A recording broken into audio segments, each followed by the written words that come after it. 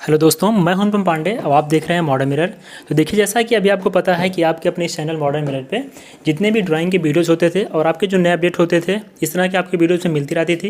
लेकिन इस पर देखिए कंटिन्यू वीडियो आपको नहीं मिल पा रही थी। इसके लिए मैंने क्या किया अभी कि जितने भी आपके ब्रांच हो गए, सिविल हो गया, इलेक्ट्रिकल हो गया, मैकेनिकल हो गया, इसके लिए आपके सब्जेक्ट वाइज जो आपके डेडिकेटेड क्लास है उसको चलाने की हमने इसमें व्यवस्था की है। तो इसके लिए मैंने यहाँ पर दिवाकर सर को लाया है, जो आपके इलेक्ट्रिकल की आपके फैकल्टी होंगे। ठीक है, ये आपको इलेक्ट्रिकल की जो सारी चीज़ें आपके सब्जेक्ट वाइज इसमें पढ़ाएंगे। तो इनका आज इसमें देखिए डेमो क्लास होगा, तो इनसे आपसे इंट्रोड्यूस कराएंगे। ठीक है, और इसके बाद मैं क्या करूँगा कि जो आपकी मैकेनिकल हो गया और अन्य जितने भी ब्रांच है उनके लिए मैं क्लास इस पर चलवाने के लिए जल्दी ही प्रयास कर रहा हूँ। ठीक है, तो लीजिए आप दिवाकर सर से बात करिए, आपको दिवाकर सर आपको इंट्रोड्यूस कराएंगे और आप सारी चीज़ें बताएंगे कैसा प्लान क्या कुछ करना है। ठीक है,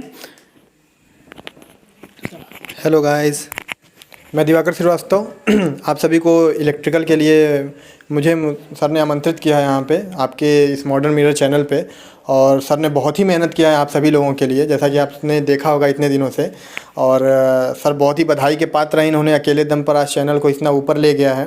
तो दोस्तों, आप भी अपने आप को उतना ही एक्टिव रखिए जितना कि सर ने किया है अपने आप को। थोड़ा अपने अंदर एक जुनून लाइए, एक जज्बा लाइए, ताकि आगे आप किसी काम को कर सकें। क्योंकि देखिए सर कितना एक्टिव रहते हैं, इनका डेडिकेशन देख के मैं भी इनका कायल हो गया हूँ। और एक बात मैं आप लोगों से कहना चाहूँगा कि किसी ने क्या खूब कहा है कि यदि उसूलों पे आँच आए तो टकराना ज़रूरी है, जो ज़िंदा हो तो ज़िंदा नज़र आना भी ज़रूरी है। तो वसीम बरेलवी साहब की ये एक शायरी है, तो आप लोग इसको थोड़ा फॉलो करिए और सर की तरह थोड़ा एक्टिव होइए। आप लोग अपने लाइफ के प्रति थोड़ा सा चिंतित होइए और चीज़ों को थोड़ा सा एक पॉजिटिव वे में करते हुए आगे बढ़ाएंगे। और दोस्तों, मैं अभी आपको इलेक्ट्रिकल इंजीनियरिंग के बारे में कुछ चीज़ें शेयर करूंगा। समझ लीजिएगा कि ये आपके लिए एक डेमो क्लास होगी। मैं भी आपको बताऊंगा, जैसा होगा आप अपना फीडबैक कमेंट बॉक्स में और सर के चैनल को ऐसे ही प्यार देते रहिए। कमेंट, लाइक और सब्सक्राइब करिए ये सारी चीज़ें, और सर को और आगे बढ़ाइए और ख़ुद भी अच्छा नॉलेज लीजिए। तो क्योंकि देखिए हमें आपसे बस इतना कहना है कि जो चैनल है ये आपके ही सपोर्ट से है। आपका सपोर्ट रहेगा तो हम हैं, और हम हैं तो फिर समझ लीजिए क्या है कि सारी चीज़ें बनती रहेंगी और आपके ही सपोर्ट से हमारी सारी चीज़ें चलती हैं। तो बस आपसे गाइस यही है कि आप इस पर कमेंट करते रहिए। ठीक है, जो भी आपकी फीडबैक उसको देते रहिए और चैनल को सब्सक्राइब कर लीजिएगा। धन्यवाद। तो दोस्तों, आज के वीडियो में हम लोग जानेंगे कि इलेक्ट्रिकल इंजीनियरिंग जो होते हैं, जैसे फर्स्ट सेमेस्टर में जो बच्चे आते हैं उनके लिए होता क्या है। उन स्टूडेंट्स के लिए पहला काम होता है कि इलेक्ट्रिकल इंजीनियरिंग को समझना। तो इसके लिए क्या होता है कि इलेक्ट्रिकल इंजीनियरिंग की जो बेसिक चीज़ें हैं वो उनको दी जाती हैं। इस वजह से फर्स्ट ईयर में ही आप लोगों का एक सब्जेक्ट होता है basic electrical engineering. Basic electrical engineering, जिसमें आप लोगों को इलेक्ट्रिकल इंजीनियरिंग के बेसिक्स के बारे में बताया जाता है। जैसा कि मैं आप लोगों को बता दूं दोस्तों कि आज के जनरेशन में इलेक्ट्रिकल यानी इलेक्ट्रिसिटी, इसके बिना कुछ भी संभव नहीं है। किसी भी फील्ड में हम देख लें, चाहे कृषि हो, चाहे मेडिकल हो, चाहे एजुकेशन हो, चाहे कोई ऑफिस हो या फिर कोई ट्रांसपोर्टेशन हो। आज के डेट में आप देखते होंगे रेलगाड़ियाँ चलती हैं, इलेक्ट्रीफाइड रेल चलती हैं, तो वहाँ पे भी इलेक्ट्रिसिटी की बहुत ही ज़रूरत है। तो हम देखते हैं कि दोस्तों आज के जनरेशन में बिना इलेक्ट्रिसिटी के कुछ भी पॉसिबल नहीं है। यहाँ तक कि आप लोगों को बता दूँ कि इलेक्ट्रिसिटी पे जितने भी विकसित देश हैं इतने ज़्यादा डिपेंड हैं कि यूएसए में कभी एक बार आधे घंटे के लिए बिजली चली गई थी तो वहाँ बहुत सारे लोगों को बेहोश हो गए, बहुत सारे लोग सदमे में आ गए थे। तो ये आज के डेट में हमारे लाइफ का एक बहुत ही इम्पॉर्टेंट पार्ट हो गया है इलेक्ट्रिसिटी। इस वजह से इलेक्ट्रिकल इंजीनियरिंग में हम इसके बारे में बहुत सारा अध्ययन करते हैं और हमारे जीवन का एक ये बहुत ही महत्वपूर्ण अंग बन चुका है। तो बेसिक इलेक्ट्रिकल इंजीनियरिंग के तहत सबसे पहले दोस्तों हम लोग जानते हैं कि इलेक्ट्रिकल में करंट क्या होता है। सबसे पहले हमें जानकारी होती है करंट क्या होता है। तो करंट के बारे में हम जानते हैं। तो करंट दोस्तों क्या होता है। करंट जैसा कि हम बचपन से पढ़ते आ रहे हैं कि आवेश प्रवाह की दर को करंट कहते हैं। ठीक है, rate of flow of charge is called current. ठीक है, तो करंट फ्लो होता कैसे है, जब हमारे चार्ज फ्लो होते हैं, यानी चार्ज फ्लो होते हैं तो उसको हम क्या कहते हैं, करंट कहते हैं। चार्ज फ्लो होने की दर को, यानी कि यदि हम चार्ज को Q से रिप्रेजेंट करते हैं और दर यानी टाइम को T से रिप्रेजेंट करते हैं, तो जो I की वैल्यू होती है, I यानी कि करंट, करंट को हम I से रिप्रेजेंट करते हैं, तो I की जो वैल्यू होती है वो Q in a particular second, यानी कि एक पर्टिकुलर सेकेंड में, किसी सेकेंड में, किसी समय में कितना चार्ज फ्लो हो रहा है, इनका जो ये रेशियो होता है Q और T का, that is called current I। ठीक है दोस्तों, तो I equals Q upon T। I की जो यूनिट होती है, I की जो यूनिट होती है यानी करंट की जो यूनिट होती है, करंट को हम किस में लिखते हैं, एम्पियर में लिखते हैं, ठीक, एम्पियर होती है करंट की जो मात्रक होता है वो क्या होता है, एम्पियर होता है। तो I equals Q upon T. Q कैसे फ्लो होगा, तो क्यू दोस्तों यानी कि चार्ज। चार्ज कैसे फ्लो होगा, चार्ज फ्लो होने के लिए इलेक्ट्रॉन्स, जैसा कि हम जानते हैं इलेक्ट्रॉन्स क्या होते हैं, नेगेटिव चार्ज होता है इलेक्ट्रॉन्स पे, तो इलेक्ट्रॉन्स के फ्लो होने का मतलब कि चार्ज फ्लो हो रहा है, क्योंकि इलेक्ट्रॉन्स में क्या है, चार्ज है, ठीक है। तो यानी कि अगर एक इलेक्ट्रॉन फ्लो हो रहा है दैट्स मीन कि हमारी करंट फ्लो हो रही है। तो यानी कि बहुत सारे इलेक्ट्रॉन्स जब मिलकर बहुत सारे इलेक्ट्रॉन्स मतलब बहुत सारा चार्ज फ्लो हो रहा है एक किसी पर्टिकुलर सेकेंड में, तो उसकी रेशियो को ही charge is to time is called current, ठीक है दोस्तों। तो यदि हम कहते हैं कि अगर हमें पता करना हो कि एक एम्पियर, करंट की यूनिट क्या होती है, एम्पियर, तो एक एम्पियर में कितने इलेक्ट्रॉन्स फ्लो होते हैं, ठीक है। तो हमने समझ लिया कि ये क्यू है, हमने मान लिया कि टाइम 1 सेकेंड, टाइम को हमने ले लिया 1 सेकेंड, क्यू की वैल्यू हमने मान लिया 1 एम्पियर, 1 एम्पियर। तो यानी 1 एम्पियर करंट के लिए क्यू की क्या वैल्यू होनी चाहिए कि 1 एम्पियर करंट हो जाए, 1 सेकंड में कितना क्यू फ्लो हो ताकि हमें 1 एम्पियर करंट मिल जाए। तो इसके लिए दोस्तों हम क्या करेंगे कि यहाँ से हम जानते हैं कि क्यू की जो वैल्यू होती है वो इलेक्ट्रॉन्स पे डिपेंड करती है। तो क्यू में कितना चार्ज है वो नंबर ऑफ इलेक्ट्रॉन्स पे डिपेंड करता है। हम जानते हैं कि एक इलेक्ट्रॉन का चार्ज हमको पता है, एक इलेक्ट्रॉन का जो चार्ज होता है that's equal to 1.6 into 10⁻⁹ coulomb, ये नेगेटिव का होता है, ठीक है। तो अब यदि हमें कोई पूछ ले कि यदि Q की वैल्यू यदि हम रख दें क्या, 1 कूलम, 1 कूलम यदि रख दें इसकी वैल्यू, तो 1 कूलम में कितने इलेक्ट्रॉन्स होंगे, इलेक्ट्रॉन्स हमने मान लिया कि n इलेक्ट्रॉन्स होंगे, और हम जानते हैं कि एक इलेक्ट्रॉन पे चार्ज कितना होता है 1.6 इंटू 10⁻⁹, ठीक। तो यानी कि 1 कूलम में हमने मान लिया कि n इलेक्ट्रॉन्स होते हैं और एक इलेक्ट्रॉन पे चार्ज हमको पता है कि 1.6 इंटू 10⁻⁹। तो यहां से हम नंबर ऑफ इलेक्ट्रॉन्स निकाल सकते हैं, जी हाँ बिल्कुल। तो n इक्वल हो जाएगा 1/1.6 इंटू 10⁻⁹। जब हम 10⁻⁹ को ऊपर भेजते हैं तो n की वैल्यू हो जाती है 1/1.6 इंटू 10⁻⁹, ये प्लस का हो जाता है। इसको जब हम सॉल्व करते हैं तो n की वैल्यू आ जाती है 6.25 इंटू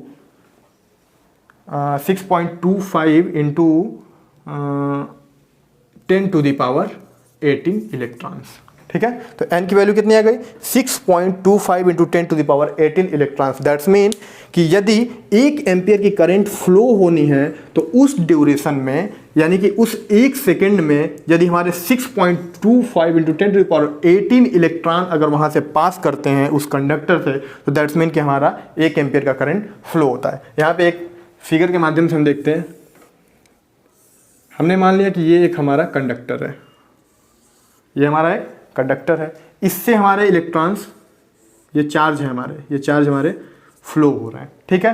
तो 1 एम्पियर चार्ज हमारा यहाँ से कब फ्लो होगा, 1 एम्पियर करंट हमारी कब फ्लो होगी, जब इस एरिया से, इस क्रॉस सेक्शनल एरिया से 1 सेकेंड में 6.25 इंटू 10⁻18 इलेक्ट्रॉन्स पास होंगे। दैट्स मीन कि अगर इस एरिया से 6.25 इंटू 10⁻18 इलेक्ट्रॉन पास होंगे 1 सेकेंड में, जब t की वैल्यू क्या हो 1 सेकेंड, दैट्स मीन कि यहाँ से हमारे इस कंडक्टर से 1 एम्पियर की करंट फ्लो होती है। तो दोस्तों इस प्रकार से हम देखते हैं कि करंट क्या है, करंट पूरी डिपेंडेंसी इसकी किस पे है, चार्ज पे है। यदि चार्ज फ्लो हो रहा है दैट्स मीन करंट फ्लो हो रही है।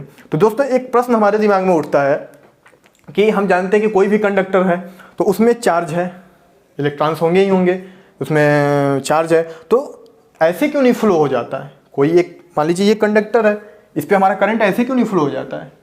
ऐसे भी अगर हम किसी वायर को छूते हैं तो हमें करंट शॉक लगना चाहिए, लेकिन नहीं होता है। ऐसा क्यों, क्योंकि करंट की जो फ्लो है, करंट का जो फ्लो है वो एक और टर्म पे डिपेंड करता है, that is called electromotive force EMF। जब हम यहाँ पे EMF अप्लाई करते हैं तो फिर हमारी करंट फ्लो होगी। इस दैट्स मीन कि अगर हमारी करंट फ्लो करानी है तो वहाँ पे EMF का अप्लाई होना बहुत ही ज़रूरी है। जैसे कि मान सकते हैं कि ये हमारी एक बॉल है कोई, ये बॉल यहाँ पे तब तक रहेगी जब तक कि हम इस पर बाहर से कोई फोर्स न लगा दें। अगर हम इस पर फोर्स लगाते हैं, अप्लाई करते हैं, तब ये बॉल अपनी स्थिति बदल सकती है, यानी यहाँ से ये बॉल यहाँ आ जाएगी, अन्यथा ये बॉल बिल्कुल स्थिर है, ठीक है। जैसा कि हम जानते हैं लॉ ऑफ इनर्शिया से, ठीक है, जड़त्व का नियम जो है क्या कहता है कि जब तक इस पर फोर्स न अप्लाई करते हैं इसमें कोई चेंज नहीं होता है, ठीक है। तो ये जैसा है वैसा बना रहेगा, लेकिन यहाँ पे यदि हम फोर्स अप्लाई करते हैं तो ये आता है। उसी तरीके से यहाँ पे यदि हम इलेक्ट्रोमोटिव फोर्स ईएमएफ अप्लाई करते हैं तो फिर ये हमारा चार्ज यानी कि करंट एक तरह से ये हमारा क्या होता है, एक जगह से दूसरी जगह पे फ्लो होता है, ठीक है। तो करंट के फ्लो होने के लिए भी एक रिस्पॉन्सिबल टर्म है जिसके बारे में हम आगे बात करेंगे, उसको हम बोलते हैं इलेक्ट्रोमोटिव फोर्स, ठीक है।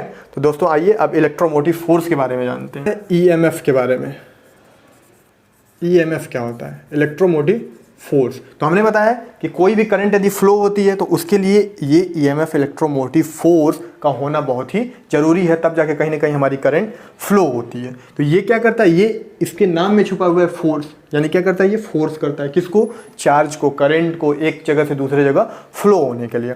तो हम जानते क्या है कि हमारा कोई भी एक कंडक्टर है या फिर कोई भी एक सर्किट है, इसमें जो हमारे करंट फ्लो होने की जो टेंडेंसी होती है दैट ये होती है कि वो हायर पोटेंशियल से यानी कि हाई वोल्टेज से लो वोल्टेज की तरफ, हाई वोल्टेज से low voltage HV to LV हमारी करंट फ्लो होती है, ठीक। तो ये फ्लो होती है, दैट्स मीन कि यहाँ पे वोल्टेज हायर है, यहाँ पे आके वोल्टेज हमारा लो हो जाता है। इसका मतलब क्या होता है कि अगर वोल्टेज यानी इलेक्ट्रोमोटिव फोर्स यहाँ पे उसकी एक कोई वैल्यू है, लेट इट V1, और यहाँ पे इसकी वैल्यू हो जाती है V2, तो इसका मतलब कि V1 से ये V2 हुआ क्यों, वोल्टेज हमने अप्लाई किया, क्यों, करंट फ्लो होने के लिए। और करंट जब हमारी यहाँ से फ्लो होती है, यहाँ करंट पहुँचती है, तो यहाँ पे ये वोल्टेज V2 हो जाता है, यानी वोल्टेज में ड्रॉप होता है।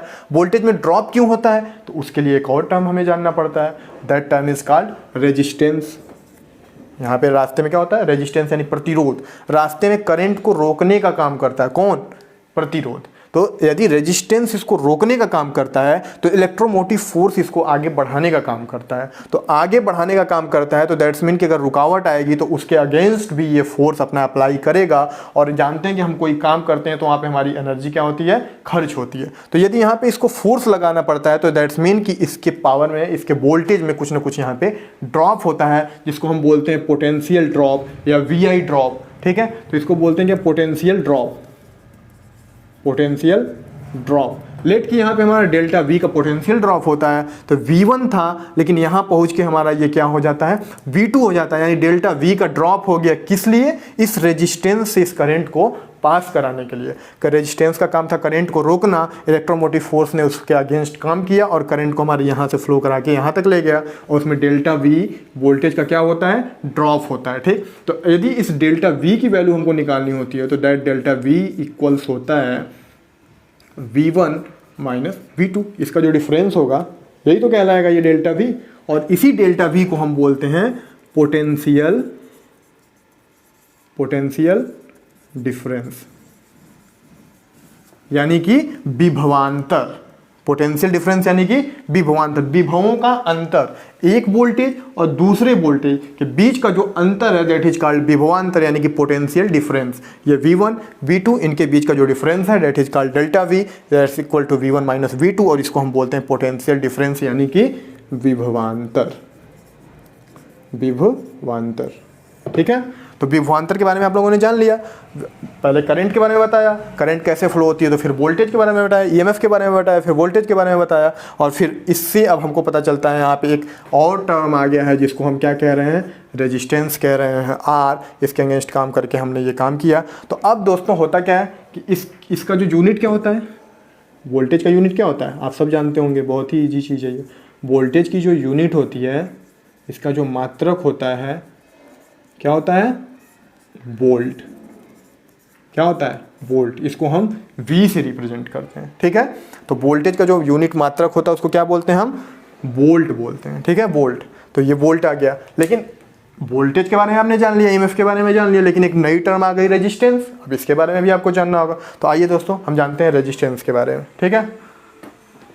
मेहनत करना पड़ेगा, क्योंकि किसी ने क्या खूब कहा है कि सोचने से कहाँ मिलते हैं तमन्नाओं के शहर, कुछ पाने के लिए चलना भी ज़रूरी है। तो दोस्तों चलते रहिए, फिर तो कुछ समझ में आएगा आपको, घबराने की बिल्कुल भी ज़रूरत नहीं है। अब हम लोग बात करने जा रहे हैं रेजिस्टेंस के बारे में।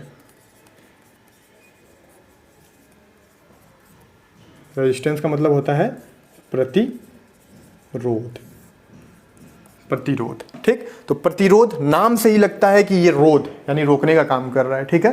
किसको रोकने का काम किसको करता है, करंट का, हमने बता दिया। तो करंट को रोकने का काम करता है रेजिस्टेंस, ठीक। यानी कि रेजिस्टेंस उसे कहते हैं जो धारा के मार्ग में अवरोध उत्पन्न करता है, यानी धारा के मार्ग में रुकावट पैदा करता है, दैट इज कॉल्ड रेजिस्टेंस। ठीक, तो रेजिस्टेंस को हम किससे रिप्रेजेंट करते हैं? आर से। ठीक, आर की जो आर से रिप्रेजेंट करते हैं, इसका यूनिट क्या होता है? ओम। रेजिस्टेंस को क्या कहते हैं? ओम कहते हैं। ठीक है, OHM, ओम। ठीक, तो ओम क्यों कहते हैं? ओम का इससे रिलेशन है। ओम ने क्या कहा था? ओम का नियम आप लोगों ने पढ़ा होगा। ठीक है, ओम्स लॉ, ओम्स लॉ, ओम का नियम आप लोगों ने पढ़ा होगा। वहीं से रेजिस्टेंस शब्द आया था, ओम का नियम। ओम ने क्या कहा था कि जब किसी कंडक्टर यानी चालक जिसमें करंट फ्लो हो सकती है, जब किसी कंडक्टर के भौतिक अवस्थाओं में, जैसे भौतिक अवस्थाएं क्या क्या होती हैं, जैसे ताप, दाब इत्यादि में यदि हम परिवर्तन नहीं करते हैं तो उस कंडक्टर में फ्लो होने वाली करंट उस कंडक्टर के सिरों के वोल्टेज के समानुपाती होती है।